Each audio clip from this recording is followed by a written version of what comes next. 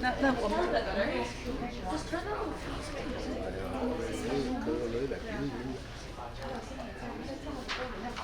Good evening, everyone. We're going to get the speaker portion of tonight started. Thank you so much for bearing with the technical difficulties there, but we're glad it's all settled. Young delegates and distinguished guests, good evening and welcome to our side event, Youth Forward, Green Innovation, Digital Inclusion, and Global Partnerships for the SDGs. My name is Ryan, and I'm originally from Vancouver, Canada, but I'm currently studying at Georgetown University in Washington, D.C. Before we get started, I would like to thank all our organizers today for bringing us here, namely the Peaceland Foundation, Global Youth Philanthropy, the Global Youth Leadership Development Council, and the Global SDGs Leadership Development Center. I would also like to extend a warm welcome to some special guests, namely representatives from the UN Youth Office, United Nations Development Program, UN SAFE, and other international organizations, in addition to youth delegates from places as far as Azerbaijan, Sri Lanka, Morocco, and everywhere in between. Today's young people are coming of age in a world marked by overlapping global crises, from climate change and technological disruption to widening inequality and our geopolitical uncertainty.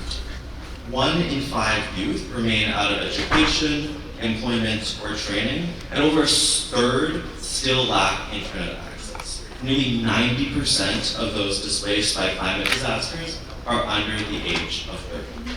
But youth are not just facing these challenges, they're also trying to solve them.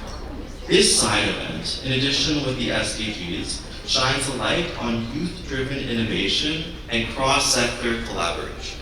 It celebrates young changemakers who are redefining what inclusive growth, a just green transition, and ethical technology governance look like in practice. From SDG 4 on quality education to SDG 8 on decent SDG 9 on innovation, SDG 13 on climate change, and SDG 17 on global partnerships. This is where youth action meets global impact.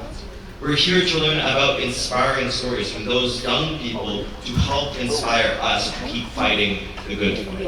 Hopefully, this event will allow you to gain some optimism about humanity's ability to solve the climate crisis and meet like-minded individuals while doing so. With that being said, the schedule of today's event will be as follows. We're first going to be welcomed by a performance by Connor Gong on the flute, and then we're going to be hearing many of our young guests speak, followed by a reception with some light dinner as well. But with that being said, I would like to invite Connor Gong with the Youth Voice Media Center to start us off with a flute piece just to get us right into the swing of things. So please welcome Connor.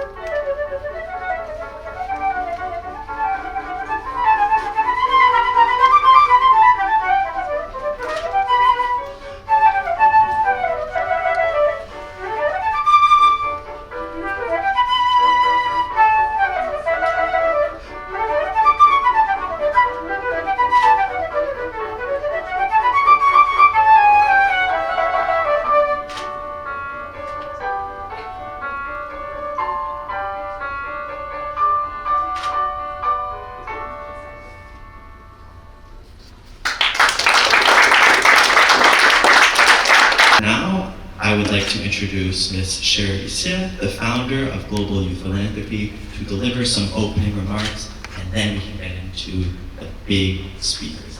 Please welcome Sherry. Good evening, distinguished guests, esteemed partners, and young leaders. As the founder of Global Youth Philanthropy, it's both an honor and a privilege to welcome you. On behalf of our entire team, I want to express my heartfelt gratitude for your presence and for the wisdom and passion you shared with us. Everyone just saw today's host, Ryan Lee, standing here beside me, and I couldn't be more proud. Over the past 3 years, through the Global Youth Philanthropy platform, Ryan has founded a cross-national debate club and raised over $15,000 to support education efforts in Liberia, Haiti, and Cambodia. He has grown into a responsible, compassionate leader, exactly the kind of change maker we strive to inspire.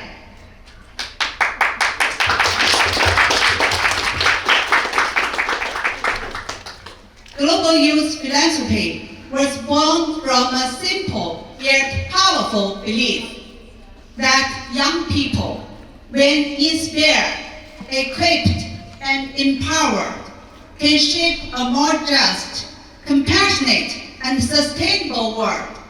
Over the past few years, what began as a shared vision has grown into a truly global movement. Today, Global Youth Philanthropy is a registered international organization with a presence in Boston, San Francisco, Toronto, and Shanghai. In alignment with the UN Youth 2030 strategy and its sustainable development goals, we have built a cross-cultural, cross-continental platform that empowers youth to lead with empathy, act with courage, and innovate for impact. Our mission is not only to cultivate future leaders, but to give them the tools and voice to lead today. Since our founding, Global Youth Philanthropy has incubated more than 30 youth-led social innovation and philanthropy projects, addressing key global issues such as climate change, education equity, mental health, gender justice, and technological innovation. These projects are more than activities.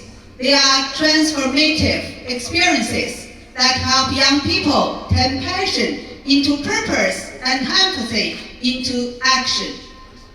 Now, let's extend a warm welcome to our exceptional youth leaders who will present their visions, actions, and impact they are making. The youth are not only the leaders of tomorrow, they are already shaping the world today. Thank you. First are a wonderful slate of youth speakers with Ms. Catherine Zhang, who is a GYP youth representative from Boston, Massachusetts. She's going to be discussing the application of sustainable financial approaches and decentralized economic systems to mitigate climate change and political challenges for refugees, enabling their reintegration into the global economy. Take it away, Catherine. Honorable guests, esteemed representative, and fellow peers. Good evening. I'm Catherine Zhang, and it's my great honor to deliver the speech here today. I'm currently a junior at St. Mark's School in South Rome, Massachusetts. I would like to start with a story from my friend Elda. Elda is a 17-year-old who just moved from French Guiana, a region located on the northern coast of South Africa, to the United States in 2023. She grew up in Haiti, but moved to French Guiana with her dad during her teenage years because of political conflicts, social instabilities, and earthquakes. where her mother and her siblings are currently still staying behind. She lost contact with all of her friends and had to cut ties to her culture, tradition, and her home. She then moved to the United States because of her father, who could not make a living in French Guiana because he was not a citizen there. And their house, unfortunately, was flooded. Her dad never gets paid adequately because of a lack of legal protection. And one day, when she got home, their worn-down house was half submerged by murky water. This has made their life especially hard. They lost everything they had. I met Alda at the African Community Education Center in Worcester, Massachusetts. This center is designed for kids who just migrated from Africa or other regions like Haiti to learn English, make friends, and facilitate a smooth transition into their new lives. While I spent my time there tutoring and reading books, talking to the kids, I was surrounded by laughter and joy. Over time, I found myself intrigued by their stories, hoping to learn more about where they came from and how they ended up where they were. Alda's story is just one of the many stories I heard about. They all struck my heart in a similar yet different way. When I asked them about their dreams and hopes for the future, they all aspire for better opportunities and living conditions in the United States. But there are always more people left behind with even worse conditions. In 2022, 84% of refugees and asylum seekers fled from highly climate vulnerable countries, and only 1% of them were able to return home. Due to political instability and climate change, many people, like Alda's dad, choose to relocate to somewhere nearby so they can still hold on their ties through their home. However, the relocation and immigration process often face more challenges than it seems. As statistics show, 62% of refugees migrate to countries with restricted access to employment and practice. These unequal opportunities place huge obstacles for them to build a better future. Such reality reminds us the need to better address climate refugees and expand innovative financial inclusion methods. Hence, I would like to share some insights for possible solutions and make an appeal to the world. First, we could establish a climate refugee skills database to help the refugees fill in labor market gaps in host countries. We could also leverage blockchain technology to ensure access to direct and secure decentralized humanitarian financing. Second, all member states should legislate the acceptance of legal digital identities for refugees, including climate refugees, to enable them to rejoin the economic cycle in host countries. Lastly, we can design green financial products such as green bonds, low carbon loans to support refugees' participation in renewable energy projects or sustainable entrepreneurship. We could also develop special programs targeting female refugees to ensure that they can also gain equal economic empowerment. As climate change and global instability intensify, we are very likely to hear more and more stories similar to Alda's. As they seek jobs in many countries, if properly regulated, they can become a stable and sustainable workforce, thus promoting host country economic development.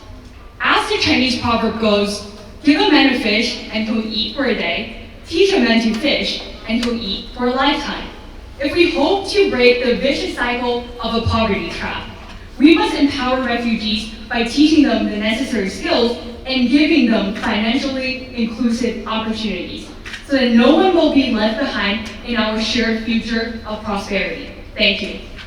Catherine, for that. I think that's a very telling and vital reminder to all of us that these statistics and these stories that we hear about people are about people. They're not just about these abstract concepts, and they really hurt people all across the globe, and that's why we need to fix them so much. I would now like to invite Mr. Richard Da, who's another JYP youth representative from New Jersey, to share a little bit about his journey and sustainability in housing. Imagine being a evicted from your home because you couldn't afford to pay the rent, struggling just to get by. Yet as you walk down the streets, you see hordes of vacant houses scattered, and you can't help but wonder, why can't one of those houses be mine?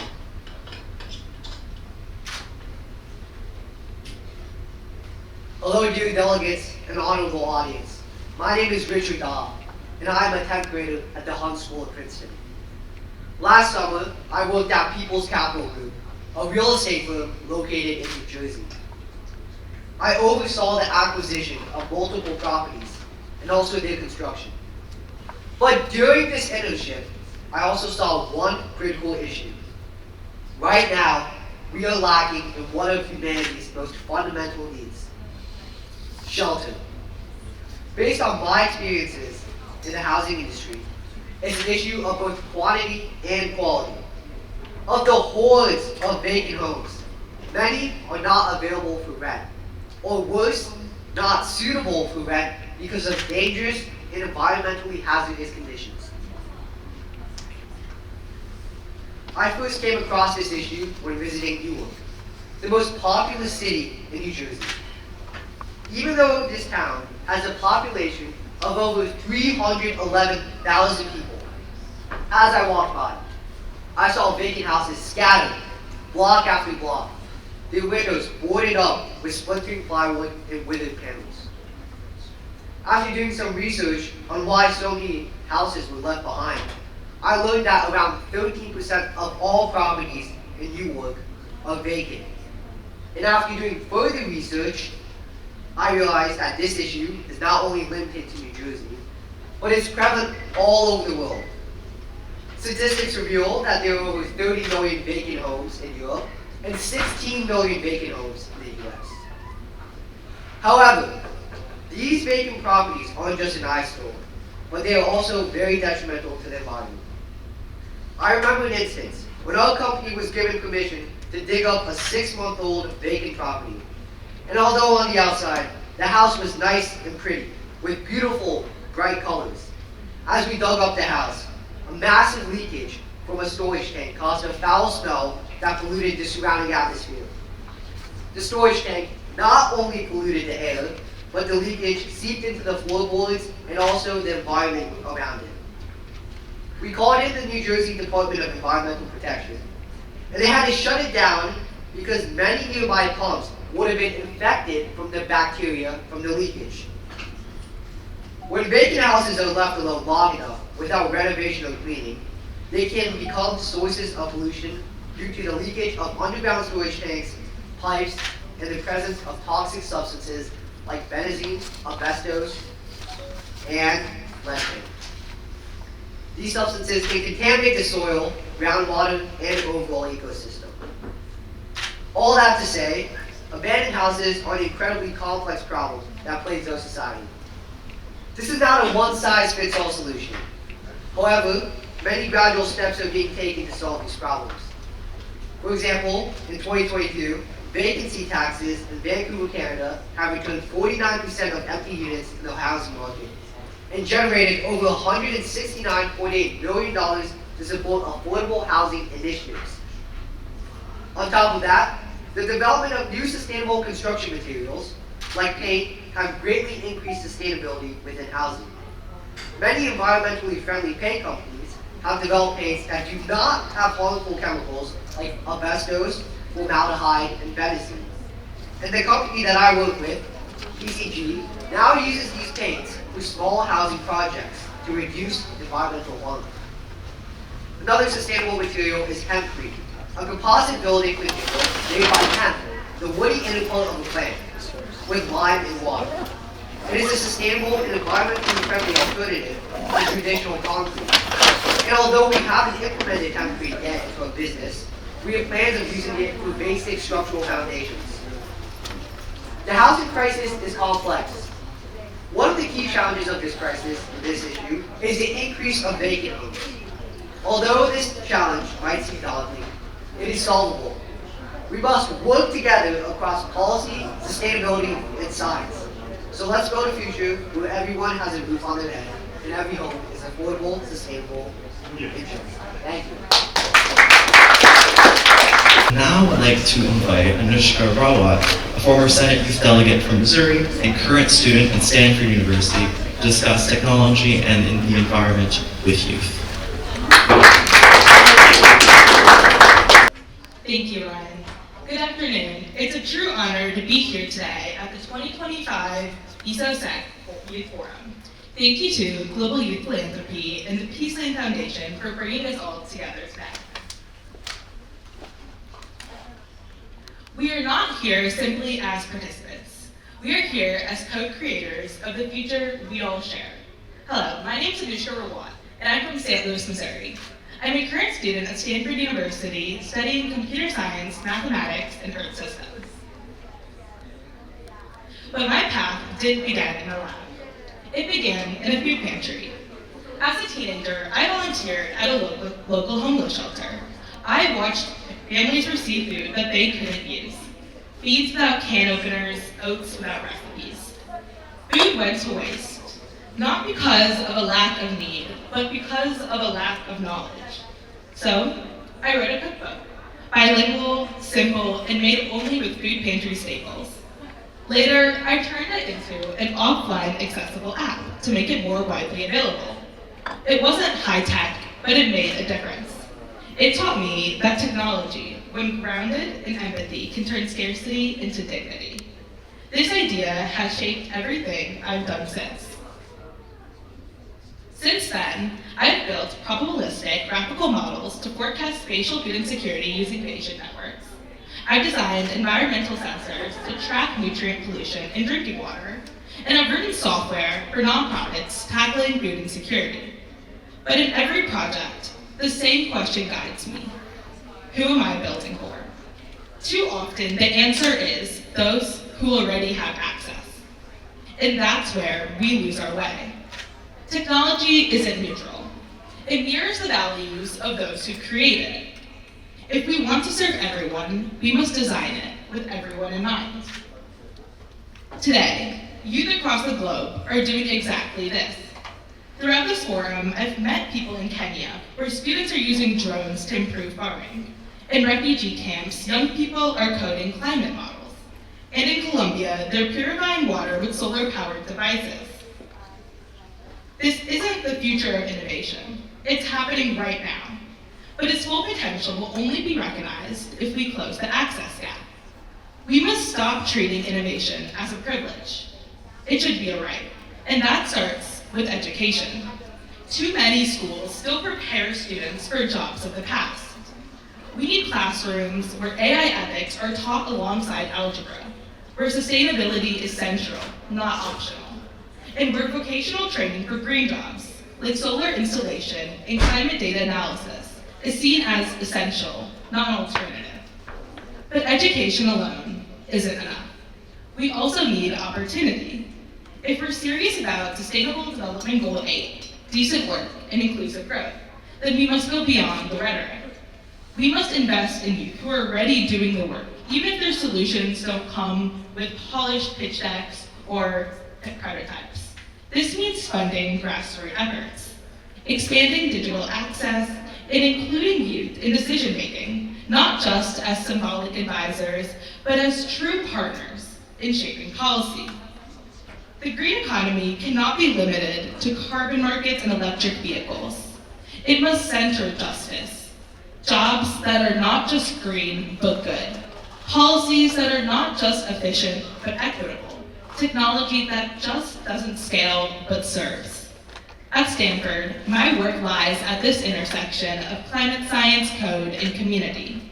And if I've learned one thing, it's that real progress isn't built in isolation. It comes from listening. It comes from collaboration. It comes from building with, not for, the communities most impacted. That's why forums like this matter, because it reminds us youth that we are not waiting for the permission to lead. So here's my call to action. To policymakers, bring youth voices in from the start, not as decoration, but as equal partners. To funders, back young people with heart and urgency, even if they don't come with glossy pitch decks. And to all of us, keep asking not just what we're building, but who we're building for. Because we are not the leaders of tomorrow, we are the leaders of today. We're no longer waiting to be invited to the table. We're building our own, grounded in equity, powered by innovation, and designed to include everyone. But don't just watch us, work with us. Because when youth lead, we don't wait for change, we create it. To close, people often ask, are youth ready for the future? But I believe that is the wrong question. What we should be asking, is the future ready for us? Because we're here, we're building, and we're just getting started. Thank you. Good morning, everyone. My name is Andy Shu. I'm a sophomore at Collegiate School in New York and the president of Gens Connect, a digital platform that pairs high school and college students for virtual conversations. Today, I would like to talk about bridging generations with innovation, the role of technology in achieving the SDGs. Back in March 2020, when the sudden hit of COVID-19 locked down in New York unexpectedly, all New Yorkers were kept at home day and night for several months. The same thing happened around the world. When my sister and I called our grandparents in China to say hello, we realized how important it was to stay connected and provide emotional support to one another during this time of difficulty. However, hundreds of thousands of seniors without nearby family suffered the most from isolation and loneliness. That was how Gens Connect was started.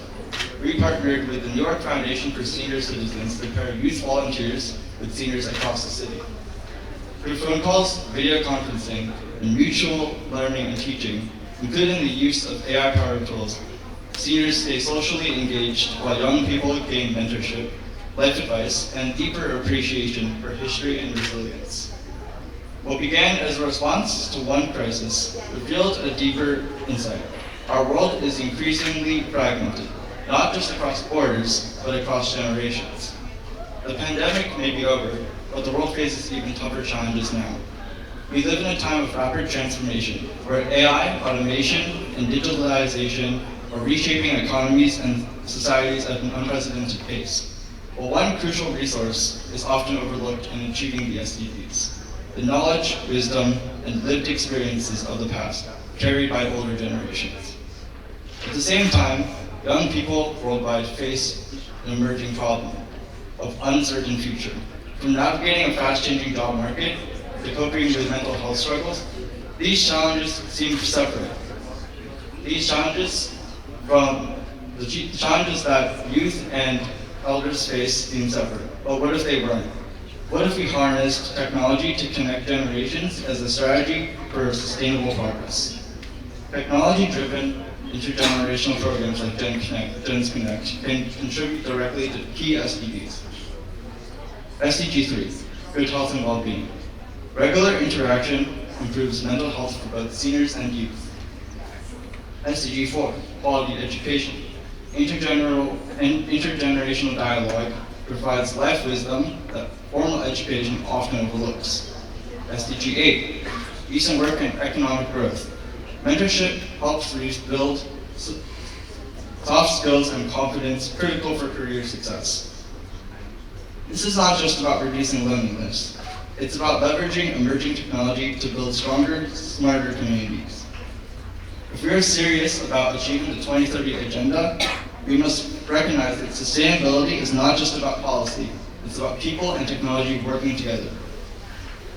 I urge governments, NGOs, and tech companies to fund intergenerational tech initiatives that use AI and digital platforms to connect seniors and youth. Partner with ed tech firms to integrate mentorship tools into school curriculums and develop AI-driven storytelling projects that preserve the wisdom of older generations while engaging the youth. We often say that youth are the future, but the future shouldn't be built in isolation and must be built with the wisdom of those who came before us, empowered by the technology of today. Let's not let that wisdom fade. Let's harness technology to create a more connected, sustainable world. Thank you. My name is Liu, and I'm a junior at LaGuardia Arts High School in Manhattan. Let me share a quick personal story first. I was 12 when the pandemic triggered my long and miserable journey with high school. For those 3 years, I felt very lonely and helpless. My mom and I visited both Western and Eastern doctors. I've tried steroid creams, herbal medicines, acupuncture, and cupping to no avail. I only saw real improvement after we focused on lifestyle changes. Through countless trials and errors, research, practice, and reflection, my skin gradually healed. We found 7 key areas that by improving health habits, my body holistically healed internally and externally without relying on any medication. I believed it was crucial for others fighting a similar battle to know what we know, to know what we learned, and to have a new empowered way to heal themselves. So with my mom and Global Youth Financial Support, I founded the Goodbye Eczema Global Health Alliance and created communities on Facebook, Instagram, and WeChat to share tips and knowledge on natural healing. We also became an ambassador for the American National Eczema Association. We found holistic healing as the big answer for not just eczema, but many other health issues. We need to focus on more proactive and preventative solutions that empower individuals and communities to take initiatives from their own bodies and minds to daily habits and living environments. We created a health survey and developed the 7 Holistic Lifestyle Habits model. We also launched a 7-day Health Habits Challenge, a 60-day Lifestyle Challenge, and webinars with experts from Organic Earth, Youth Sustainability Networks, and Medical Tai Chi to help everyone on their journey to full wellness. There are 3 major problems that have been hindering our ability to achieve ideal health. The first problem is the divide in medical philosophies and practices between the Western and Eastern worlds. Western medicine focuses on symptom-based treatments without addressing the root problem, while traditional Eastern medicine is intuitive-based, emphasizing a personalized treatment targeting direct causes. More research and practice are needed to combine these different methods. Naturopathy blends traditional and conventional medicine to treat disease by improving the body's natural healing abilities and is becoming more welcomed. The second problem is the continuous and aggressive modernization of a society without a sustainable plan and control. According to the National Institute of Health, 80% of heart disease and stroke, 80% of diabetes, and 40% of cancers can be prevented by eliminating common risk factors like poor diet, with highly processed foods and physical inactivity. The third major challenge is global climate change, which has increased the frequency of natural disasters, making our living conditions less friendly to our well-being. AI can be a powerful tool to harness for human good. Currently, AI have been used to detect health threats early, assist in diagnosis and treatment planning, aid in administrative tasks, and predict patient outcomes. Dr. Edmund Jackson, the CEO of Unity AI, believes that healthcare as a whole should shift from reactive sick care to proactive wellness. Instead of waiting until you're sick to care, AI can help people prioritize their well-being every day. And I want to highlight 2 popular AI health apps. Ada helps people understand and manage their symptoms. It doesn't replace doctors, but it provides personalized assessments, including potential causes and suggested actions. It helps increase people's health literacy to determine the appropriate level of care. MyFitnessPal uses AI to help users track their calorie intake, exercise, and weight loss goals. You can log your food and activities to monitor your diet and workouts, learn health knowledge, and connect with other users. Art has remained an ancient but always relevant tool that aids humanity. Art can reduce stress, improve mood, enhance cognitive functions, and boost self-confidence. We want to use meaningful art as a medium to foster mental and physical well-being and connect communities to create a more creative and healthier society. I want to close with a quote from the ancient Greek physician and the father of medicine, Hippocrates. Natural forces within us are the true healers of disease. So let's harness the natural forces within us with AI and art's assistance to master our holistic well-being. Thank you. Now we will be moving into our lightning talk section, where we're going to have a bunch of youth come up, talk for a very short, almost kind of like an elevator pitch, just about whatever they want to talk about related to the topic. But for that, we are going to have our host, Richard, who just heard speak a couple minutes ago, to host this next section of dialogue. So please welcome Richard and the following speakers. Thank you, Ryan. I would now like to invite Mr. Fateh Kamli from Baku, Azerbaijan.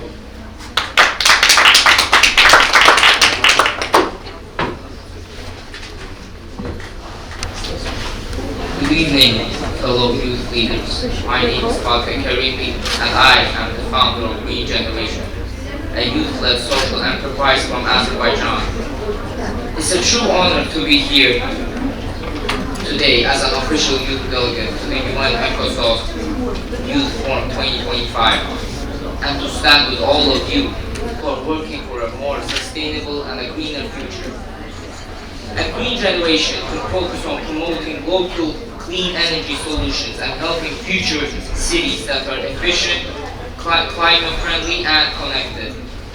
We believe that when systems like power, transport, buildings, heating, and industry work together, they can create stronger and more sustainable communities. To help more young people to join this mission, we developed the protection framework and launched 100 ways to protect public interest from corruption and advance green energy systems. This campaign introduces young people to the ideas of clean energy and ethical leadership. The theme of this event perfectly matches what we believe at Green Generation. Young leaders are not just facing global challenges, we are building solutions. And when we work together, real change becomes possible. As Nelson Mandela said, it always seems impossible until it's done. Thank you. Thank you for that inspirational speech. Now we have Mr. Dev Kulal representing the India Youth Representative. Thank you.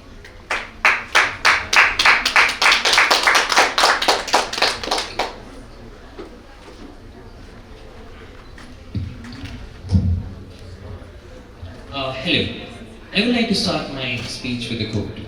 Walt Whitman once said that you are here, that life exists in identity, that the powerful play goes on and you may contribute a verse. As a 14-year-old, this phrase had major impact on me, and it led me on this journey to find what my phrase would be. As I hail from an agricultural background in India, I decided to work on the global food problem. I developed an AI model which would help detect diseases in plants and ultimately cut down the food wastes.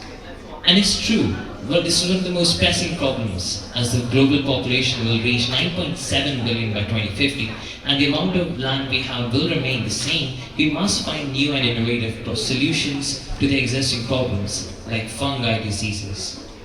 And hence, I would like to take this opportunity to drive home the fact that we must work together, because in my organization, we're still facing a lot of problems in getting resources and contacting the local governments so we could implement our solutions. And finally, I would just like to say one thing. It's true that we all have to find out verses. So what will your verse be? Thank you. Next, we have Miss Anna Paula Yin, a United Nations Youth Delegate of Peru. Muy buenas tardes con todos. Hello everyone. My name is Ana Paula Yen. I am the United Nations Youth Delegate of Peru. Climate change and social inclusion are urgent on our political, social and economic agendas. And if we want to make a real change, each and every one of us must be part of the conversation.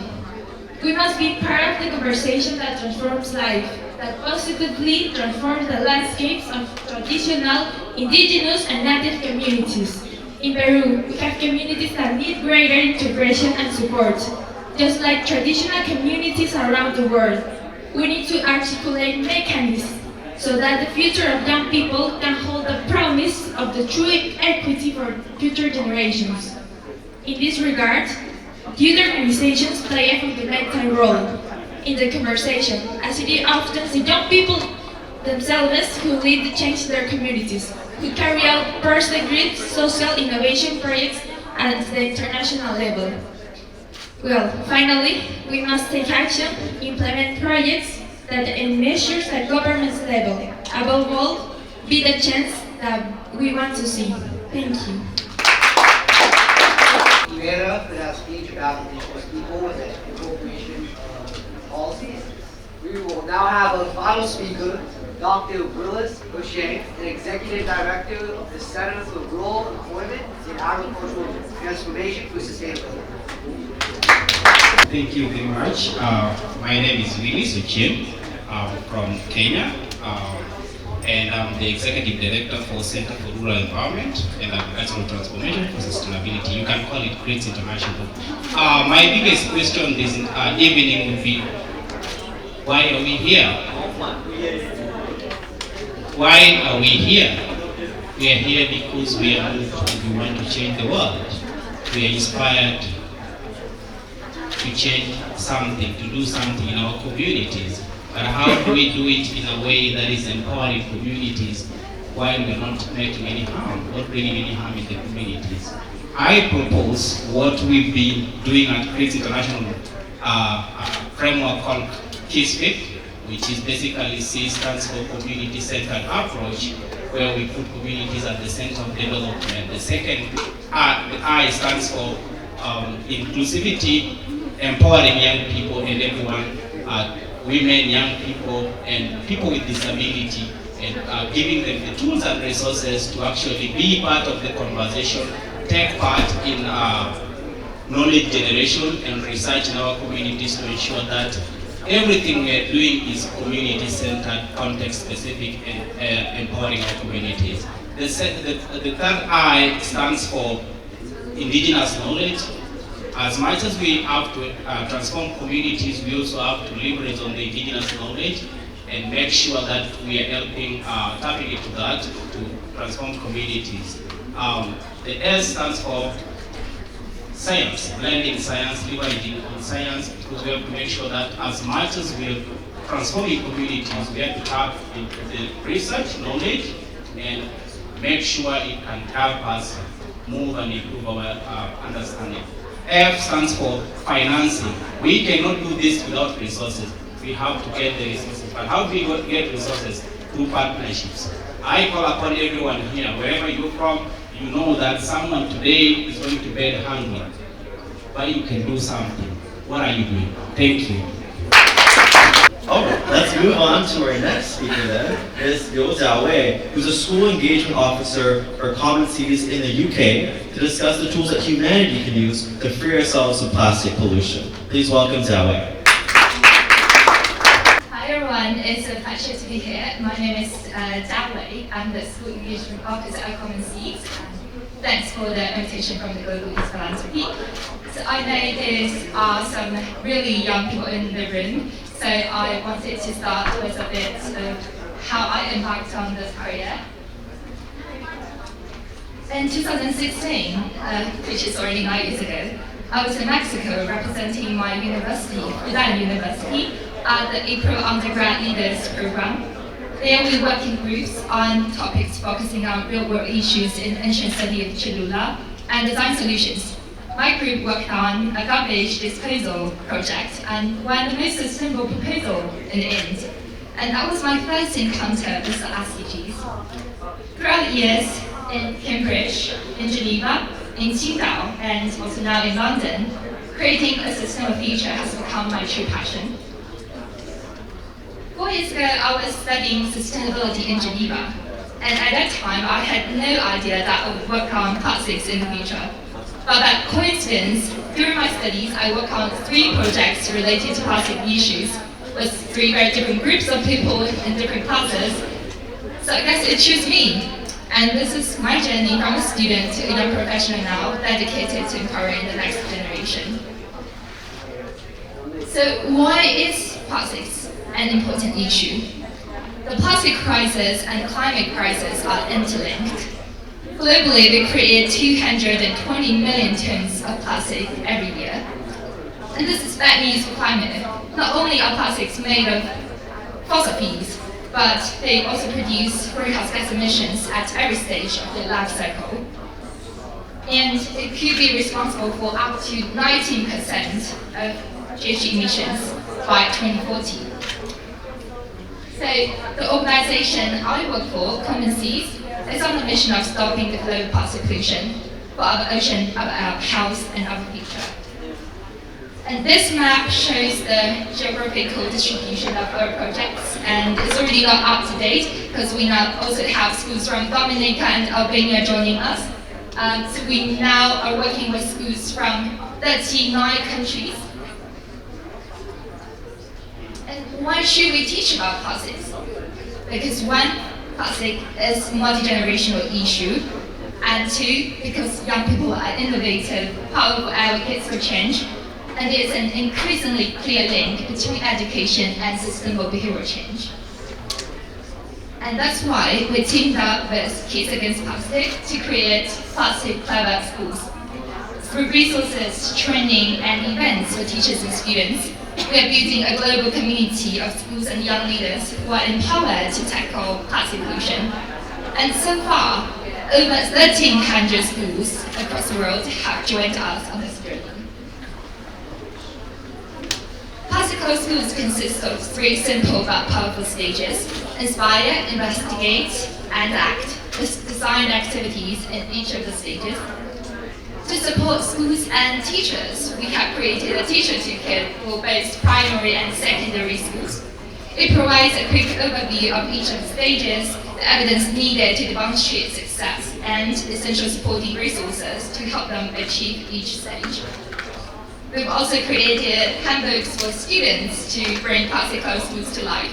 It's full of examples, pamphlets, and great ideas from teachers and young people across the world to inspire them along the way. Besides, we have a series of fully sourced and verified lesson packages provided for teachers and educators to embed deeper learning opportunities within their curriculum.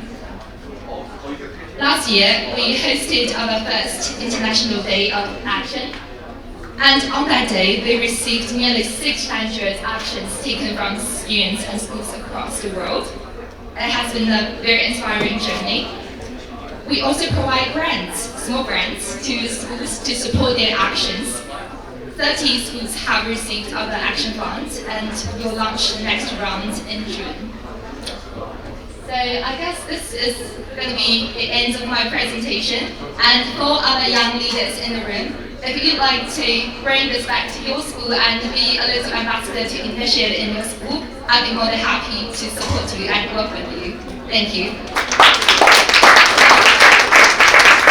By the way, feel free to drop me a message. This is my email address, and also feel free to follow us on Instagram.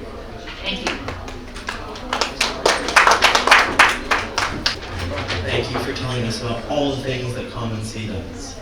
Alright, for our final youth speaker of the night, we have actually a video from Shanghai, China, Fang Beini, and that's going to be our final youth speaker of the night. I don't know what he's going to be talking about. We'll have to wait and see, and after that we'll just have some concluding remarks, and then we can get on to our dinner and reception. Honorable youth delegates and young friends from around the world, good day. I am Benny from China, currently serving as Student Union President at Shanghai Etiquette School. It is an immense honor to stand on this podium at the United Nations Youth Forum, join young leaders worldwide to discuss responsibility and action. Though we speak different languages and hail from diverse cultures, when shared identity binds us together, we are youth, the future of the world and the change makers of today. Today, I urge young people globally, let us not just chase goals, but design solutions. SDG's aim is to end poverty, protect the planet, and boost prosperity by 2030, covering areas like climate action and equality. When SDG 1 calls to end poverty in all its forms, we can build online education platforms for Euro children. When SDG 3 demands ensure healthy lives, we can develop healthcare information apps for remote regions. When SDG 11 emphasizes sustainable cities and communities, we can host upcycling workshops to reduce waste. Youth-driven initiatives create butterfly effects. What we offer is not material aid, but the transfer of hope. When I accepted the role of Student Union President last November, I faced unprecedented challenges. Following the unexpected departure of the former president, the union was left leaderless, and its credibility among students was increases. As a newcomer who had just joined the school 3 months payroll, I felt afraid, but I stepped forward without hesitation, because I believe youth leadership must not be an ivory tower, but a force rooted in solving real problems. Our first action was to open the Students' Union store and listen to every teacher and student's concerns.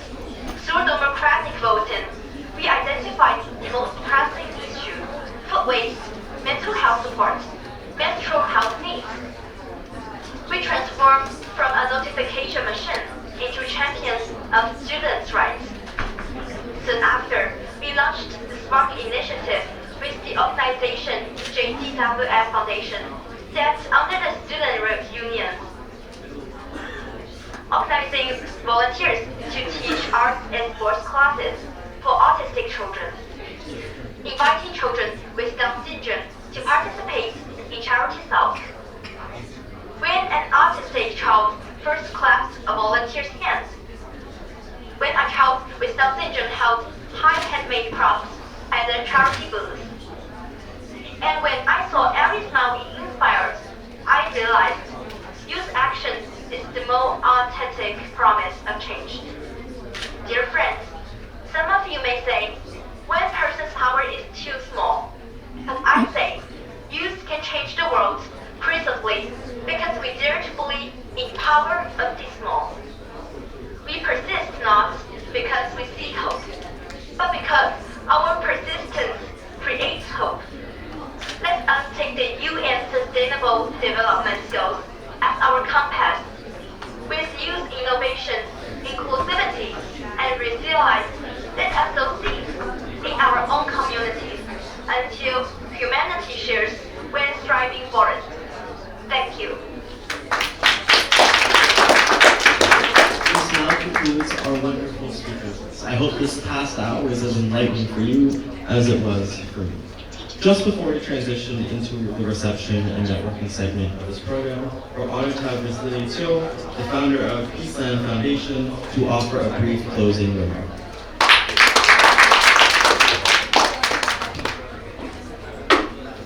My name is Lily Teo. Over the past 2 decades, I have founded several organizations, for example, Peaceland Foundation, Andrew Church Foundation, Blue Sky Rescue Team, and Youth Philanthropy. My organization, Peaceland Foundation, focuses on humanitarian and environmental crises.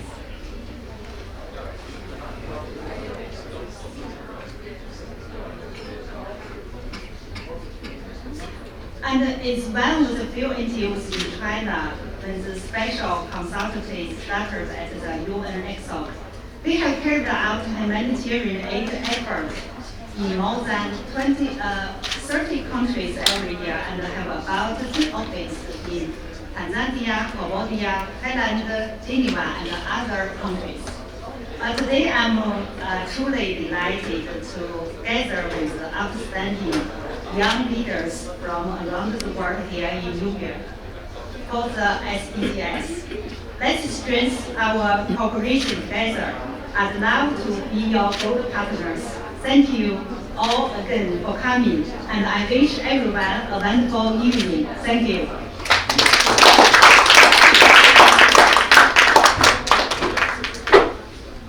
Please just to send us right off into reception, you have Ms. Liu Kai, the Deputy Secretary General of the All China Youth Foundation, and if you were at the event at 10 a.m. today with the Asia Pacific, you might have heard her have a chance to deliver a wonderful speech. So we welcome her to have the floor.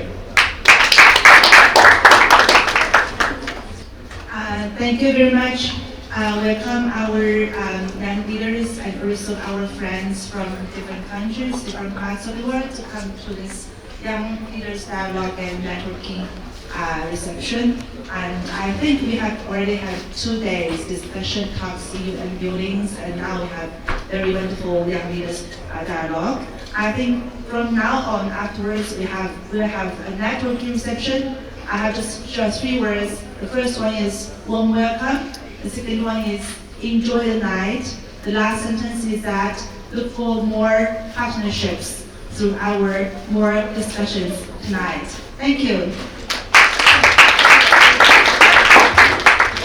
Reception and the networking portion of tonight, so please feel free to get up, start chatting people, and hopefully the food here arrives soon. Thank you all so much for paying attention.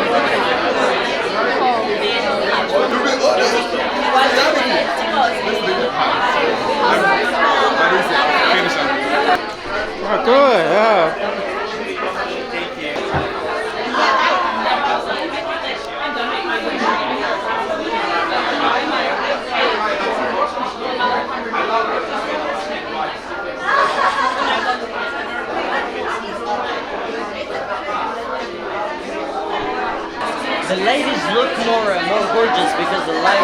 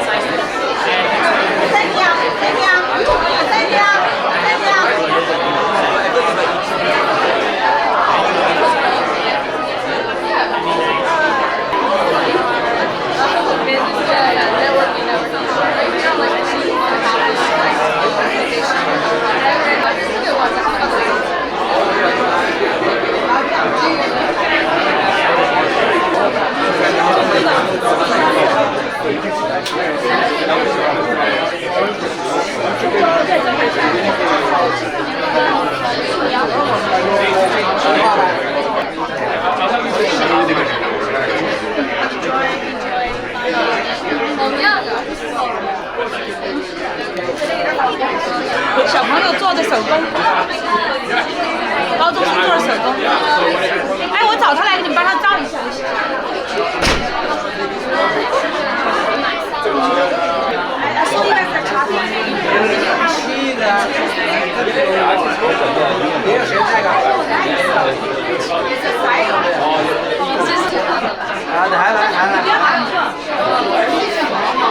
看这个 live 我们是看录像，是晚上的。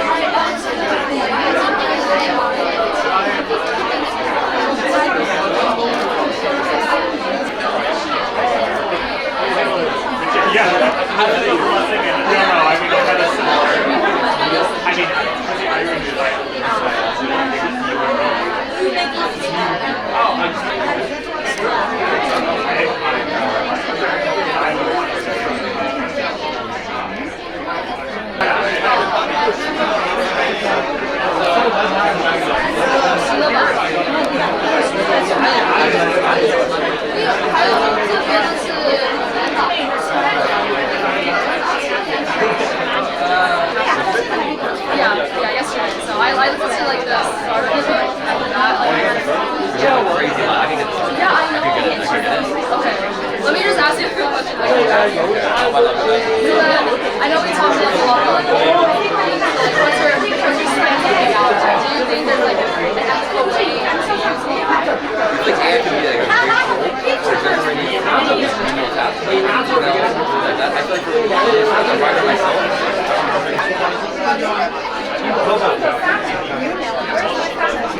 这个是。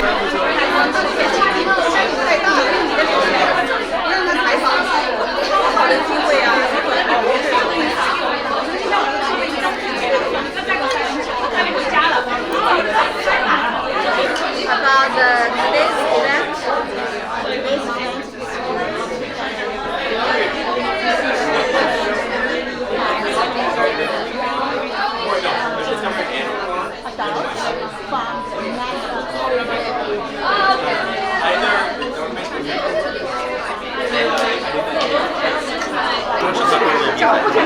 This really seems to be a lot of like active societies, like a lot of protests. Like downtown and things like that.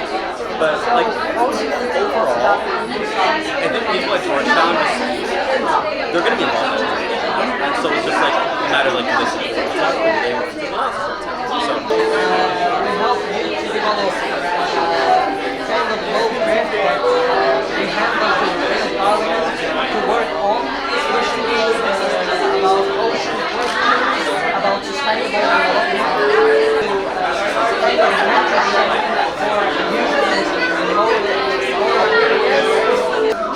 So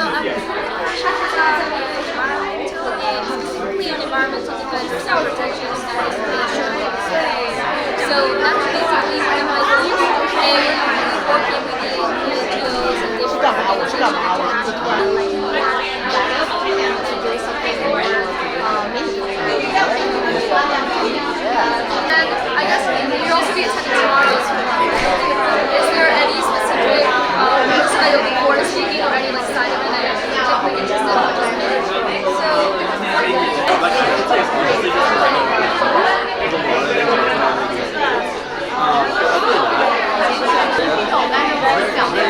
I hope so. I've never been to Singapore. I've been to Singapore.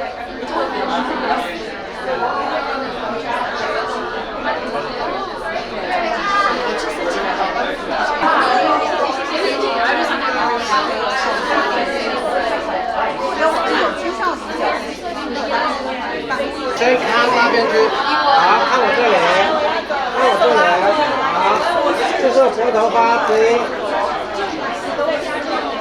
对，这个就。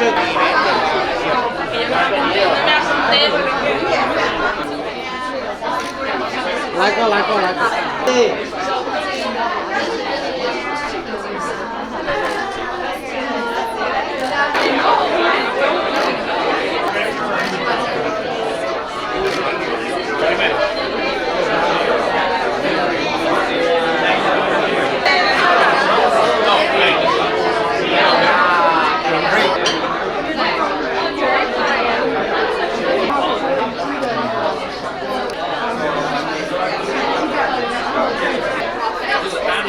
All I want is just to take care of myself.